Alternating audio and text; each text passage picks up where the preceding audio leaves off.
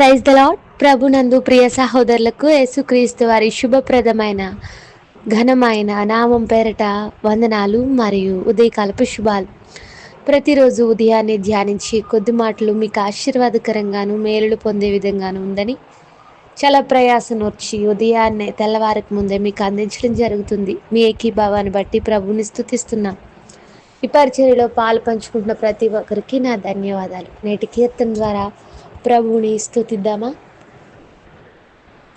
కృంగియుండు వేళలో పైకి లేవ నెత్తితివి, పైకి లేవ నెత్తితివి.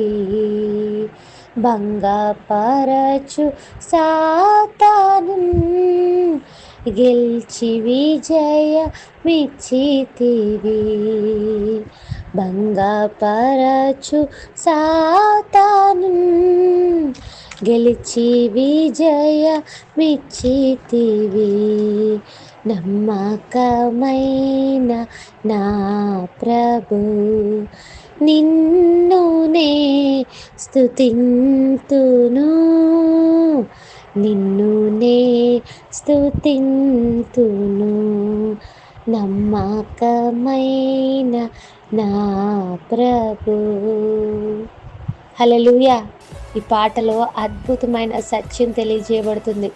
కృంగిపోయిన వేళ మనల్ని పైకి లేపేవాడు, భంగపరిచిన వేళ గెలిచి విజయం ఇచ్చేవాడు, కృపను విడిచి పరిగెత్తినప్పటికీ క్షమించి ప్రేమించేవాడు నమ్మకమైన దేవుడు మన ప్రభు అని ఆయన్ని స్తుతించేవారిగా మనం ఉండాలని కీర్తన సెలవిస్తుంది. నేటి వాగ్దానాన్ని ధ్యానిద్దాం. యోబు గ్రంథం 11వ అధ్యాయం 18వ వచనం. నమ్మకమునకు ఆస్పదము కలుగునుగాక, నీవు ధైర్యముగా ఉందువు, నీ ఇంటిని నీవు పరిశోధించి సురక్షితముగా పండుకొందువు. నమ్మకమునకు ఆస్పదము కలుగునుగాక, నీవు ధైర్యంగా ఉంటావనే మాటలు మనకు కనిపిస్తున్నాయి. మన దేవుడు నమ్మదగినవాడు. అనేక సందర్భాల్లో బైబిల్లో ఈ మాట రాయబడింది. మనము నమ్మదగిన వారం కాకపోయినప్పటికీ మన దేవుడు మాత్రం నమ్మదగినవాడు. అపోస్తులుడైన పౌలు తిమోతికి ఈ మాట రాస్తూ అంటాడు, దేవుడు నమ్మదగినవాడు. అయితే ఆ నమ్మకానికి ఆస్పదం ఉందని, కారణం ఉందని, అందుకే ధైర్యంగా ఉన్నాం మనము. విశ్వాసం అంటే నమ్మదగిన దాన్ని నమ్మడమే విశ్వాసం. ఏది పడితే అది నమ్మడం. చాలామంది అశాశ్వతమైన వాటిని నమ్మడం విశ్వాసం అంటారు. మాకు కూడా నమ్మకం ఉందండి అని అంటారు, కానీ అది విశ్వాసం కాదు, నమ్మకం కాదు. కానీ ఏది విశ్వాసంగా పిలువబడుతుంది అంటే సత్య దేవుని మీద విశ్వాసం ఉంచినప్పుడు మనము ధైర్యం పొందుకుంటామే, అదే నమ్మకం. పౌలు పూర్ణ అంగీకారమైనది ఏదైనా ఉంది అంటే అది పాపులైన వారిని రక్షించడానికి యేసుప్రభు వారు ఈ లోకానికి వచ్చాడు అని నమ్మడమే అంటాడు. బైబిల్ గ్రంథం నమ్మకానికి వీలున్న గ్రంథం. నమ్మండి అని చెప్పడానికి అనేక ఆధారాలు బైబిల్లో ఉన్నాయి. నమ్మడానికి కారణం ఉంది కాబట్టి మనం ధైర్యం పొందుకుంటాం.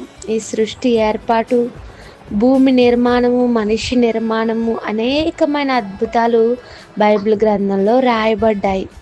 అయితే ఏ భయం మన జీవితాల్లో ఈరోజు ఉన్నప్పటికీ ఆరోగ్యం కోసం, పిల్లల కోసం, భవిష్యత్తుల కోసం, ఆర్థిక ఇబ్బందుల కోసం అనేక భయాల గుప్పట్లో మనం జీవిస్తున్నప్పటికీ మనము నమ్మకం ఉంచాల్సిన విషయం ఏదైనా ఉందంటే అది మన ప్రభువు పట్ల నమ్మకమే.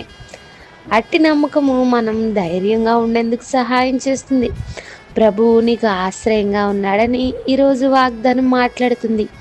నీవు సురక్షితంగా పండుకుంటావు అంటున్నాడు ఇక్కడ.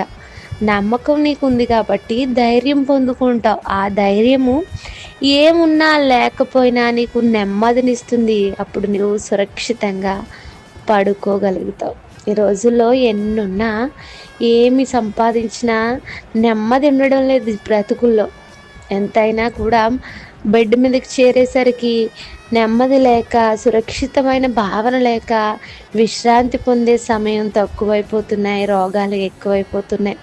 విస్తారమైన ధనం ఉన్నవారు కూడా ఈ రోజుల్లో నెమ్మదిగా ఉండలేకపోతున్నారు. కానీ ఎవరైతే దేవుని మీద నమ్మకం ఉంచుతారో వారు పూర్ణ శాంతిని పొందుకుంటారని వాక్యం చెప్తుంది.